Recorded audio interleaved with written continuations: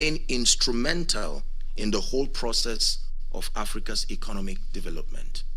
How true. Our second thought, healthcare and social services.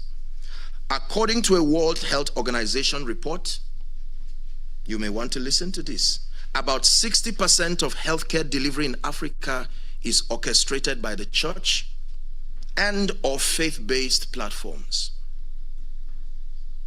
This is substantial in the backdrop of the fact that public health provision is hampered by weak governance, management flaws, and limited financing. In general, African governments allocate arguably less than 10% of their budgets to healthcare, and as such, the health sector is characterized by a short supply of health workers, depleted and dysfunctional health systems, limited availability of essential drugs, and poor health infrastructures. I come from the northern part of Nigeria, and I can tell you that these are not just theoretical statements. It's unfortunate when you get to some of these areas in Nigeria for a case study. I've traveled quite extensively across the African continent, and I've been met with very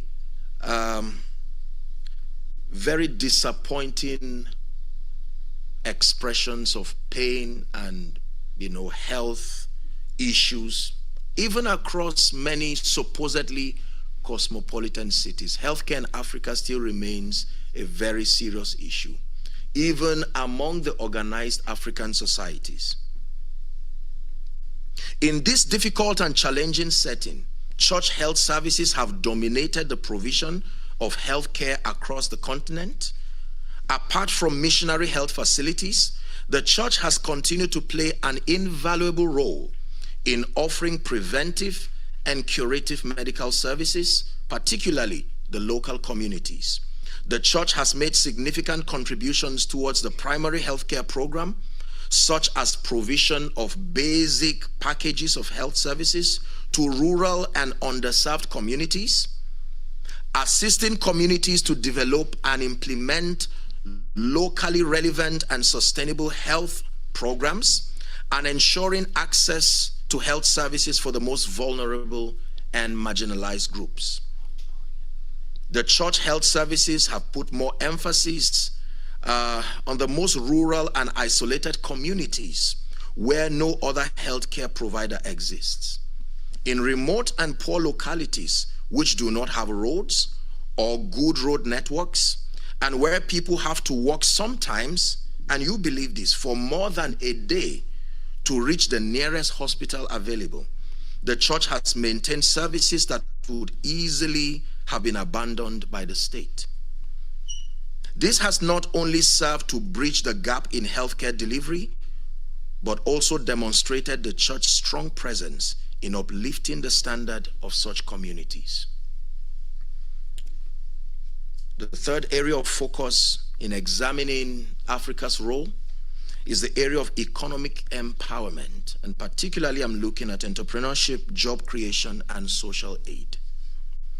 The church has increasingly engaged in Africa's economic and social development by providing various supports and value-adding economic empowerment services for the well-being of the African people. For example, the church has been involved in giving both spiritual support and material contribution to the poor, the needy, and the less privileged within their churches and communities. I can tell you that myself and our organization have been actively involved in this wise. We've launched various programs. There currently is an agricultural empowerment program, and we've spent millions and millions of naira just putting together professionals along that line to help train and empower people. This came as our response to the harsh economic reality that is plaguing Africa, and that includes Nigeria, even though the largest nation within the African continent. The church has been actively involved in collaborating with private organizations and governmental institutions to help create jobs, give professional career trainings and workshops, set up entrepreneurship and business programs to as many individuals and local communities at large. Many churches have been at the back of the rise of many startups and SMEs with a view to promoting economic empowerment within their regions and extending same across the entire continent. Our fourth area of consideration, peace and religious tolerance.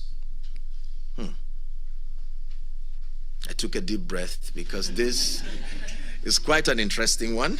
Religion has been a force of both good and ill in the stability of the African countries. This is the fact.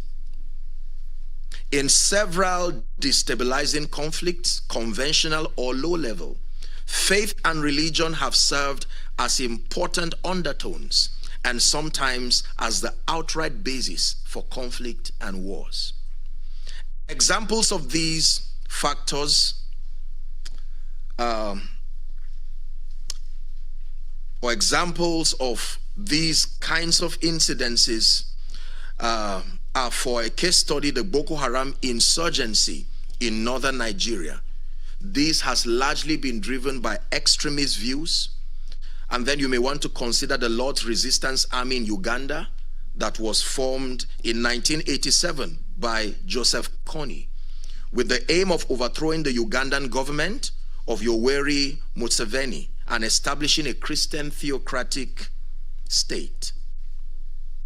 In several other conflicts, religion has been an undertone, even if not a formal basis of conflict. In Nigeria, again, for instance, the conflict between the Fulani herdsmen, many of you have heard this or probably followed the trend through the lens of media. The conflict between the Fulani herdsmen and the farmers in the Middle Belt regions are often understood as fueled by land scarcity, grazing rights, and climatic change. But the truth is that they have a very strong religious undertone. The herdsmen are usually men of extremist views and practices, and the farmland communities they displace as part of the land grabbing program sometimes and most times are usually occupied or belong to Christian communities. This has been proven without any sense of prejudices, biases, or sentiments. In many regards, the law enforcement agencies on apprehending many of these extremist herdsmen, most of them have been found to be people who sustain extremist views, and their victims have usually been people of the Christian faith. But religion has also been a force for peace and peace building in Africa, contributing to possibilities for development. In Mozambique, for a case study, which experienced a 16-year civil war between Renamo and the Frelimo forces that left 1 million people dead and ended in 1992, Mozambique's churches played a decisive mediation role that ended the war. Interfaith religious groups have also played strong roles in peace building, in civil conflicts, in nations like Cote d'Ivoire and the Central African Republic. The church and many other religious bodies have played significant roles in the release and the freedom of many victims of kidnap and abductions, as we have in many parts of Nigeria, including the Middle Belt and so on and so forth. In fact, extending to all the African nations. I remember one time I returned from a meeting and I was met with a very serious distress call. And on responding, I was told that the abductors had taken some people that were affiliated to me. It was a group of people who had returned from a program, and all of them were abducted, and they were given 24 hours to present 50 million naira, else every one of them would be slaughtered. And because they were closely related to me, we mobilized, to inform the law enforcement agents, but clearly there seemed to be only so much they could do. And sadly, we had to get people, even of other faiths, to be able to talk perhaps with the abductors, if they could show kindness and mercy, and you would not believe the cruelty that came, cruel statements from those conversations. Sadly, one was shot on the foot. Usually, those levels of mayhem are unleashed to get you to see that they are serious. To cut the long story short, we ended up spending up to 20 million naira, even in the presence of law enforcement agents. Thankfully, they were all released. And we had the opportunity. You see, the challenge is when these people are released, they still are not fine. The trauma that they have to go through, some of them go through rape, some of them go through all kinds of traumatizing things, and it's one thing to get them free, then begin a process of constructive rehabilitation. Because some of them, even without the activity of terrorists again, they may end up dying. The trauma becomes too much, you see. And so I'm not just saying this as a lecture. These are realities that some of us have been forced to live with, especially when you become a leader within these regions. You cannot shy away from being part of the process that leads to some of these things. And so I'm just using that to point that the church has played very significant roles on this wise. Furthermore, the church has played significant roles in resolving ethnic and religious clashes in many parts of Africa. And in fact, have become partners with government and law enforcement agents in the promotion of peace, tolerance, and mutual respect. Religious bodies have actively organized peace concerts. Our organization has done that too as a case study. And so my work started largely in Zaria, for those of you who are familiar with Nigeria. And for many years, we experienced all kinds of religious crises. And so we came up with an initiative to hold periodic peace concerts. And the intent is not to advocate fanaticism. I'll be talking a bit about that before I conclude my discourse. And we successfully brought people from all religions, taking away all kinds of prejudices and promoting love. And you wouldn't believe how productive these concerts were. People came, we had all kinds of welfare activities, and people, Christians, Muslims, and any other person in between, they came, and it was very productive. I can tell you today that I have very good friends that cut across the religious divides. Very productive discussions. We may not agree on the core matters of faith, but I do not think it's been enough reason to hate, to fight, and so on and so forth. Are we together? Okay, so religious bodies have actively organized peace concerts, interfaith forums, sport activities, and public discussions in many parts of Nigeria and sub-Saharan Africa with a view to bridging the gap of intolerance and promoting peace and mutual respect. Challenges and criticisms. Like every and any other system led and managed by humans, there will always be limitations, compromises, excesses, and ill practices. Faith, spirituality, and religion has had its share of the aforementioned challenges. This has led to criticisms from various quarters and strong reservations as to the overall relevance and practice of faith in our contemporary society today. There is still a lot of growth and improvement, truly, that needs to be brought to the current context of faith and spirituality, particularly in sub-Saharan Africa. Matters of neocolonialism by the religious and political elites, advocacy of laziness and irresponsibility through wrong and extremist teachings, lack of transparency and accountability in leadership, even Christian leadership, moral failures within faith-based systems, are all issues that, whether now or in the future, I presume, will have to be confronted if the relevance of faith in nation building and socio-economic development is to be preserved. My concluding thoughts. It is very clear that faith and spirituality still hold great significance in shaping the African continent as far as its future and destiny is concerned. But it is also very clear, and sadly so, still falls short of its potential. I have a very brief discussion with the head of politics at the Abuja U.S. Embassy. Subjects that we spoke about was the idea of the kinds of teachings that people become victims of the orientations that come to them.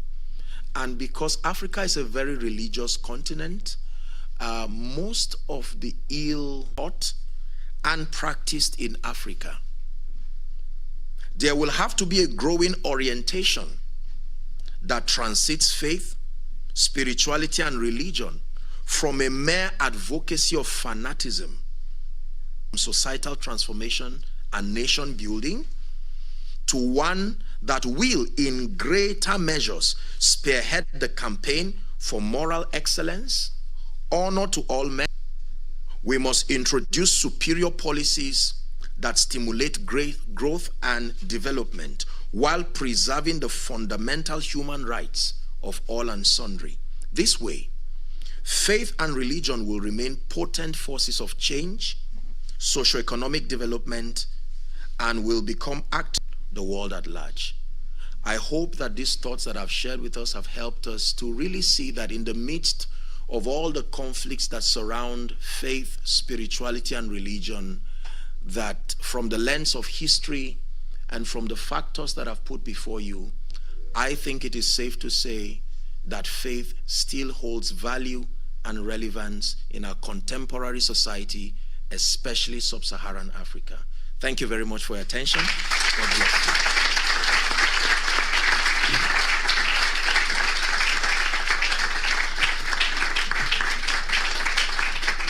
Come on, ladies and gentlemen, that was Apostle Joshua Selman. Can we make that round of applause more?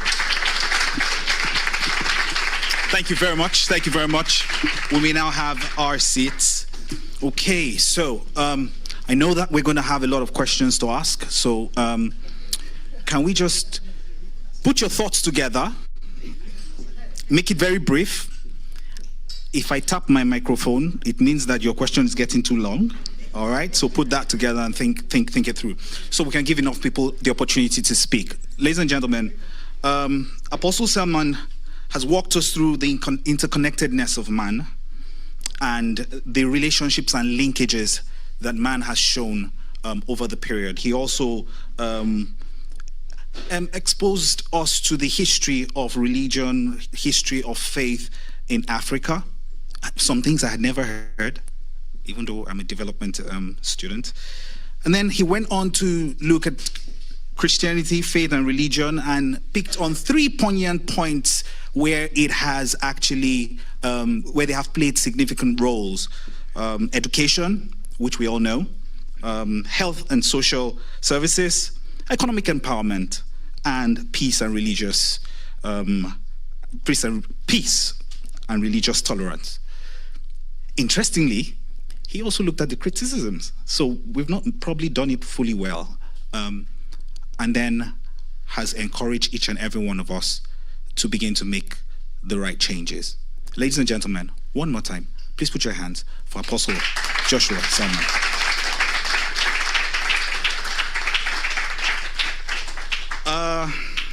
Okay, so we're going to be having a very quick fire chat. I will try not to throw the first shot, but I probably have to. And I'll try to be very gentle, sir. But sitting with Apostle Selman, Professor is not so bad. Yeah, it's not so bad. Okay, is Professor Olupano. His credentials are I'll take another 10 minutes to go through that. So permit me not to. He will be hearing the thoughts from both of them. First shot, and I'm going to look away from my notes. When we look at the growth of Christianity and the growth of the development growth of various continents, the three continents that has shown significant growth in religion and in Christianity, Latin America, Asia, and Africa. But the growth in religion in these continents and the economic growth in the continents are quite not matching. So I'm just wondering, do you have a thought on why religion is growing in Latin America and economic growth is on the increase? Why it's the same with Asia? Asia is, of course, more bludgeoning than the rest of them. And then Africa is not doing so well. Are we missing it somewhere? What are we doing wrong? And what role has religion got to play with it? Over to you, sir. Thank you. Thank you so much. Okay, like I said during my lecture, nations, one of the cardinal reasons why nations become great is the strength of their policies. And policies are a reflection of the convictions. It is a man's conviction that is translated to the laws that govern any territory. And so when nations fail, it is not necessarily because of faith. It is because of the practice, the way and manner that faith is practiced. I'll give you an example. This is a phone that can be used for both good and evil. A terrorist can use this phone to destroy, for instance, and someone can use this phone to save lives. So whether through destruction or salvation, it still came from the same phone. It was just how it was used. So it's been my advocacy, and if you notice in my lecture, I said how that I think the challenge with Africa, in spite of the growing churches, that there has to be a re-examination of the content and the practice of faith. So the problem is not faith in itself, but the approach. For instance, extremisms, for instance, advocacies of hate, for instance, wrong teachings, even from the Bible, that have made irresponsible people to become, responsible people to become irresponsible. When you teach on things like grace and favor and so on and so forth, if not balanced, will put an individual to leave everything about the making of his destiny to the hands of God while not taking responsibility. So I think that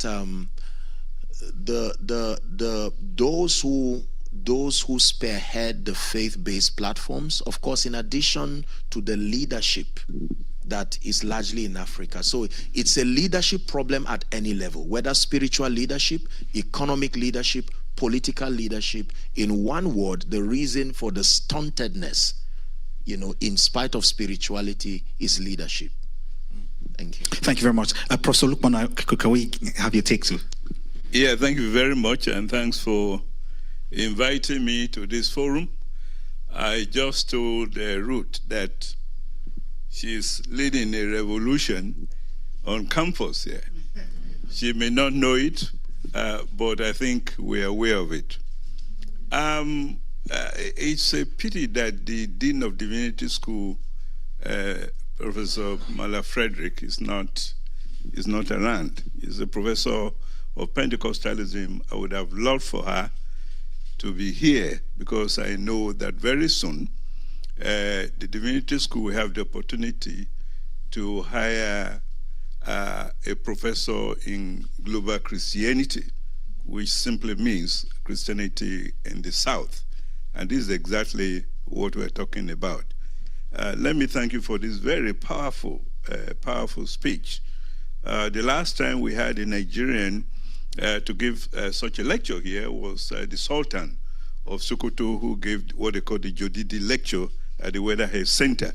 We will surely bring you back. That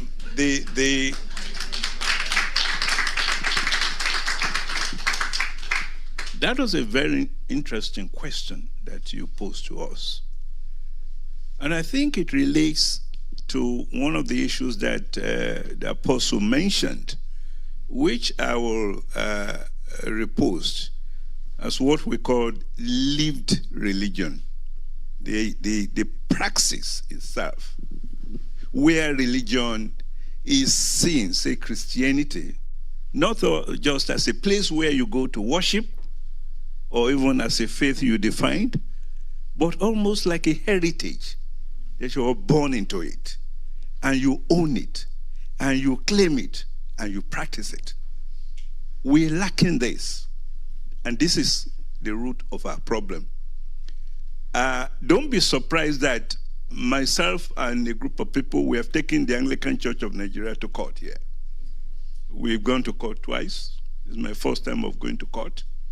But we have to to defend the faith, to defend Christianity, Nigerian Christianity in America, from, a cash and carry Christianity.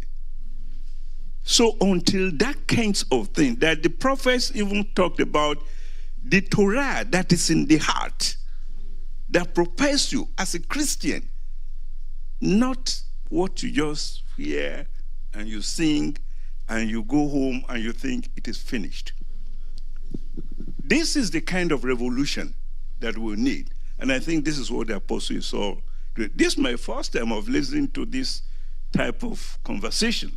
It's usually a conversation on Christianity given by scholars. And I'm glad you mentioned at least an African scholar, Bediako, in very insightful summary of the history of Christianity. I could also mention my late teacher, Ogbukalo, who used to be at the University of Nigeria, Nsukka, who unfortunately died some years ago. That praxis is important. And that praxis will also translate into governance. Why are the Christians taking bribes? Why are they involved in padding the budget? So that means that, Christianity has not entered into the heart where they are willing to die for what they believe in, and they want to be the only person that says, no, I am not going to take this. So we can go on and on. So governance is important, but governance that will make you say, I am a Christian. I am not going to take this bribe. I'm here to serve in the Senate as a Christian. I want the transformation of my people and the society.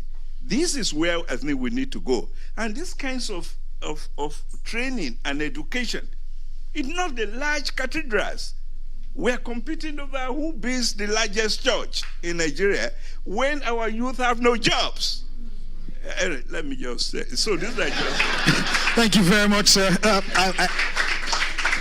I kept tapping my mic in my head, but didn't get to do it physically. Thank you very much, sir. So because my time is very limited, I want to know if you could just signify with show of a hand, so I have 1, 2, 3, 4 questions. The other hands are coming. Let's take the first 4. And then we'll see how much more time I have. I still have my own questions, so very brief, very brief. Very brief. Thank you very much. I had the privilege of going to the same university as Apostle Selman, and not just the same university, but the same faculty. We both were engineering students. So, Apostle, I am just glad that you have taken this dimension to your evangelism, where you are concerned about development, and you are upfront about the fact that there are some of the things that we are not getting right with respect to religion. Growing up in southern Kaduna, from Kaduna State, I have seen a lot. The Sharia crisis you were talking about, I remember my house was burned in that crisis. That is one of the things that actually fueled me from an agric engineer to come here to the divinity school to have a degree there. I'm interested in understanding how religion can now be used as a force of good. And when I came here and I saw the number of people that we have from the diaspora, in the diaspora who are here at Harvard, I was excited that you have come. Can you please help us and talk to our people who are here in the kind of ways that we need to have synergy in order to build home? because it is important. I tell people I want to be here, but home needs me more. Please, yeah. I want a voice. I want a voice that is respected to speak to us who are here. What are the ways that we can, Okay. All right, we'll just take the 4 so that you can address the first 4 at once. So here we go. Hello. So I wanted to know, how do we get more spiritual and religious leaders to understand like their responsibility is more important than just preaching the Bible, pretty much like what you were saying, and like how do we get them to understand that it's not about building more church buildings but more church community? So building housing for members of the church. You have people that come to church and they're facing eviction, but the church is asking, oh, bring money so that we could build a new church. So how do we get them to understand? Like, you talked about it, but how do we actually make that happen? How do we get to see more leaders actually interested in this development? Okay. Thank you very much. Number 3. Hello. So my question is not actually a question. Is more or less. I want your comment on it. I mean, sorry, I was seated. I mean, if religion is based on love and love for God, and Jesus has shown us the biggest love of all. He died for our sins, and that is the biggest sacrifice that anybody could show love through. Why is it difficult for we as Africans to see ourselves or to show love to each other? Why is it difficult that our politicians, if they claim they are Christians, they are those who give massively to the church? If you go on record, they are the ones who give sure of real, but they think it's all right to sell the resources of Africa for pennies over $1 to countries who in the Bible there were, the people of Israel were always fighting. There were always conflicts on land and whatever. So meaning that it's actually biblical that every country wants to gain something. So we as Africans, if we are not protecting ourselves from what, if we are not protecting ourselves, it's actually biblical to fight for land, for resources, for their people. Do you understand? So if they giving you bribe is what will make you sell, they will do it. But we as African leaders, why are we deciding to sell our resources for people who just also want to who want something better for their own people? It's if we think love is what we stand for as Christian, we call ourselves Christian.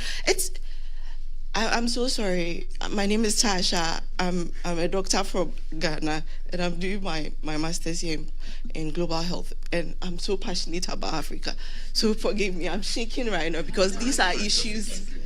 Thank you. And we'll take the last question before we hand the microphone over to...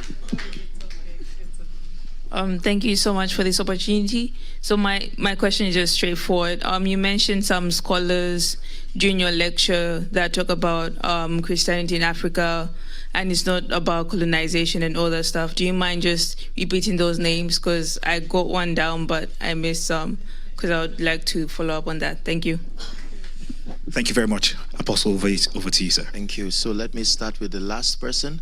I left about 2 or 3 copies of my lecture notes behind, so you can have, yes. So that solves that. But then I think I'm really touched by. I'll try to just weave the 3 questions together because they're all interconnected. First, for you, may I request that if you can have access to our platform, please listen to my message, my teaching, my talk how nations are built. This was an Independence Day discussion in Nigeria, and that came by studying America. I took a study on America to know why America is America, and I came up with about 5 to 6 factors. Number one being the strength and the quality of the policies. Every nation is as powerful as the policies they build and allow to find expression.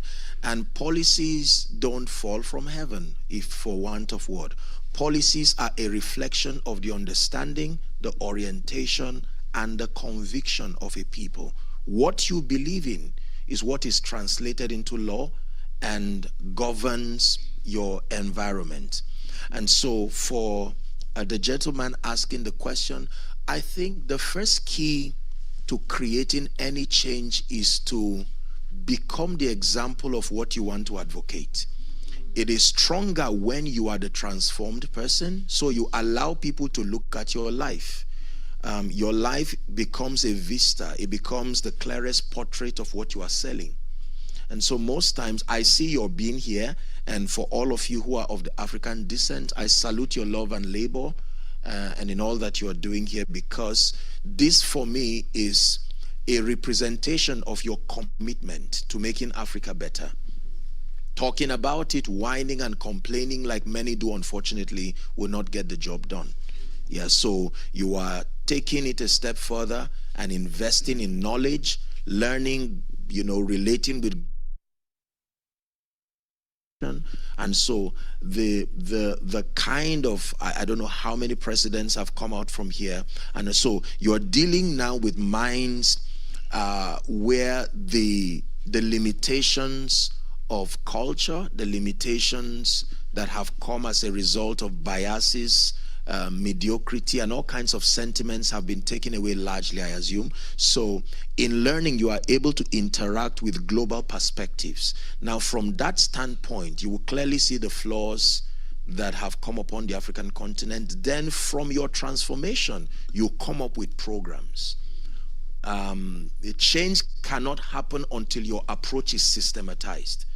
You see that? You systematize your approach by building programs that reflect your approach. And I will tell you something about transformation. Transformation is one person at a time. Most people do not understand the power of one. 1 million is 1 plus 1, help me, plus 1 plus 1. Every one you take out of 1 million stops it from being 1 million. Did you get that? So if you say 1 is so insignificant, reduce 1 from 1 million, it can never be called 1 million again. What makes 1 million 1 million is the strength of many ones. You see that? So for every one person you change, every one person who your transformative programs affect, you are increasing the momentum for territorial transformation. I think most people, and especially those of us who are of the African descent, we are used to big things, big cars, big houses. So we do not respect the power of small, constructive, effective progress. If your house is small, something is wrong with you. Your car is small, something is wrong with you. And so if you have a chance to transform people like the minds in this room now, you would prefer to make noise around a stadium than to constructively distill your knowledge to people who can create something that is potent. So for you, sir, my advice would be to continue what you are doing. You have to gain the advantage of relating with global minds. And this is what this platform provides. And so from the lens of those minds, you can come up with programs and probably tailor make it to suit the African continent. There are so many things we do. I'll give you an example. I hope I'm not wasting your time, am I? So I decided to come up with a program, my hometown back in northern Nigeria, because of the ancient history of traditional practices, the worship of the dead, and so on and so forth. In fact, some of those people have children who are purported to be the ones who become extensions of all these idol things. And so because of that, they're not allowed to participate in secular education and several other things. And I decided to come up with an approach to deal with this. First, because I am one person who believes in the power of faith and spirituality. So our approach was prayers. You see that now? This is my approach. But then we did not stop there. We went ahead to begin to, right now we're doing, I don't know number what now, but the project was to build a number of boreholes and transformative projects. And once people begin to see you translate spirituality to a context they can relate with, now they are ready to listen. Even if they won't believe, they will respect the fact that there are fruits to your advocacy. It's not blind fanaticism. We began to lead a campaign of scholarships from the elementary stages to the advanced stages, now to college. We've invested massively in all kinds of things, widows, orphans, very serious transformative projects. And then I had a meeting with all the traditional rulers, all of them, and decided to challenge them that it's time to begin to advocate a new order of things, that they must begin to probe into some of these practices they inherited. We must begin to use facts and figures to find out, has this worked in the last 100 years? And if not, can we begin to at least be flexible enough to reconsider other superior options? And in the presence of a few things that you may have done, it now gives them the motivation to say, look, if this man has done this far, and this has come as a result of the fruit of your orientation, let's give it a try. And I can tell you, it's remarkable what is going around my place right now. We've invested so much in the prison, say in Zaria, northern Nigeria. I have a very strong relationship with the people. We've provided all kinds of things, generators, food, every time, during Salah, during Christmas. In our social responsibility, we never bring prejudices of religion. Never. And so you would find me with the Muslim leaders and all kinds of people. I greet them, I joke with them, I pray with them. In fact, one of my closest friends in northern Nigeria is a Muslim. He has a school, he has a hospital, and during my birthday last year, he wanted to buy me a Quran, a Bible, and a Torah. But he didn't know how I'll feel about it. And I told him, I said, next time, go ahead. You're talking to a sensible person. Just because I'm a Christian didn't mean I threw away my reasoning. You just let me have those materials and I'll consult them as occasion serves. So I think that we have to contend for transformation. Many people who see the need for change are not transformed enough to respond to that change. Did you get what I said? That answers the other question, my dear. And so if we are to create a debate, say, on social media, you'll be amazed at the number of unintelligent people who will be interested in responding. But it ends up as noise coming from different angles. The reason is because everything depends on transformation. You cannot change a system you are currently a victim of. You have to come out of that system mentally. You see that? Then you will now be able to create programs that gradually, it won't happen overnight, I can tell you, gradually begins to influence the system. For those of you who are particular about the spread of Christianity, my apologies for just stretching a bit. I just wanted to bring perspective to what you were saying. Jesus started with 12 disciples. Am I right on that? And then, you know, the Bible and Christian writings would tell us that then 120 people, look how small they were, but look how detailed he was in instilling his mindset and helping them understand the project. And he didn't fail. You see that now. So imagine that he tried to do that to the 5,000 he fed. He only fed them and let them go home.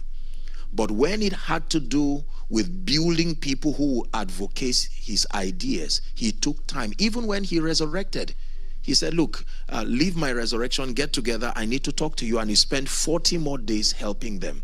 So I think that that is the idea that we must have. Everyone who participated in this lecture and this talk, you must believe that you're not just a number in the midst of many.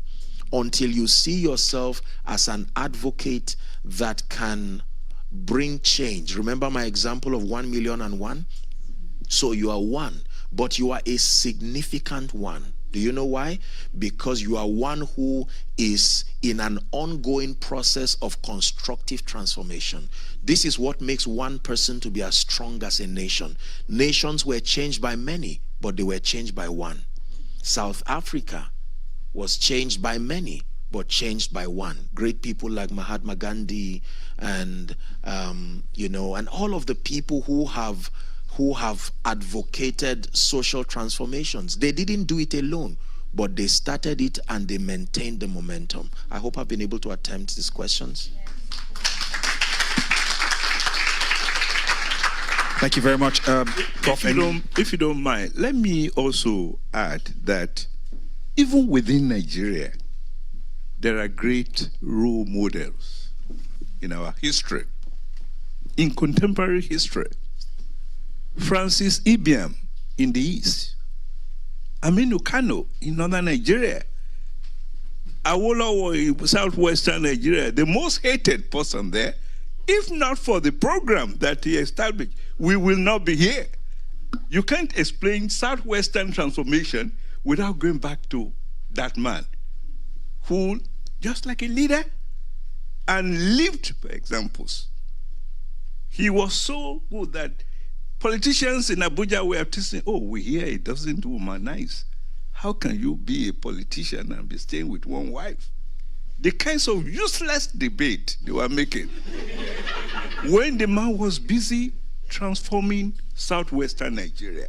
So what I'm trying to say to you is that also look inward, that within the country itself, there are great men and women who played important roles that we are able to emulate.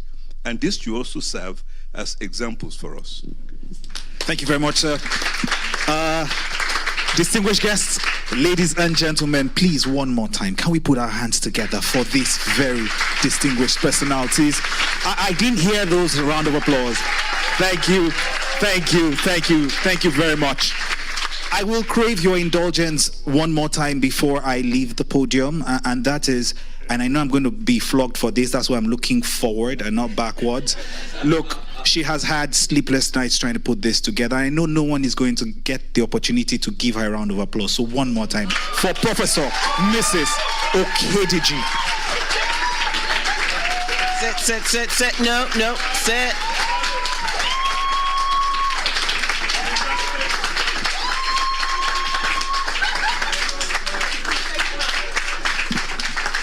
All right, everybody, let's sit. I want to say thank you, Apostle. So I was born in Zaria. Hello. My house is nil, but I got to claim it. I have to claim it. Professor Lupona, thank you. Thank you. The thing about Harvard is that it has a mantle for leadership. And as you know, there are many people flying in, driving in from all over the US and Canada to come hear Apostle Selman. We wanted this event to be focused on Harvard, on students, on people who are connected to an institution that has a mantle and a legacy. And so know that you are here by appointment and by assignment. And know that because that is the reality, you have a responsibility to your generation, to your community. It is not enough to hear, we must be doers. And so I really want to encourage you to sit. We are an academic institution, and so what do you do after class? You take your notes, and when you're studying for exams, you go over them. You distill, you take lessons that you can run with. There's a verse that I love. It says, write the vision, make it plain, so that people can read and run with it. And this is what Professor Lupona has also reminded us, that we tend to look at ourselves as small, unimportant, overlooked, that nothing you can do can make a difference. But the fact of the matter is that every drop of water contributes to the full pot. And I just loved you encouraging our young people, our young leaders in the making, leaders now, the power of one. the power of one. It's great that you've got a Harvard degree, but frankly, just you and what God has put in you for your generation is plenty. It takes a seed. Every tree you see out there had one tiny seed to start it.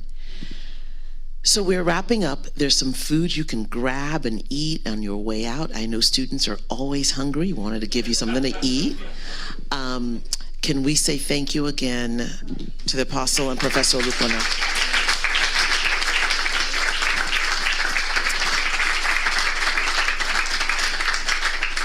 One last thing that I want to say to all of you. Everything Apostle Selman lectured on today is true about America. This is a church problem. It's a faith problem. And the same challenges that we are seeing and that Apostle Selman mentioned in the context of the Global South and Sub-Saharan Africa, we are seeing it in the U.S., in this land as well. And we don't have the time. We're going to bring him back for another lecture. But there is a global component to this call for leadership. And so as you are going about your studies and as you are thinking and praying and just yielding yourself to the gifts and the talents that you have, remember that as you begin here, that there are nations that are going to be affected by the power of one, and that one may just be you. Thank you for being with us today.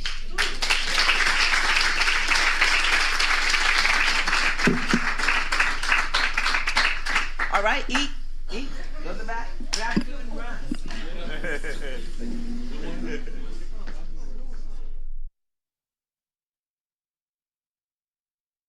Recording stopped.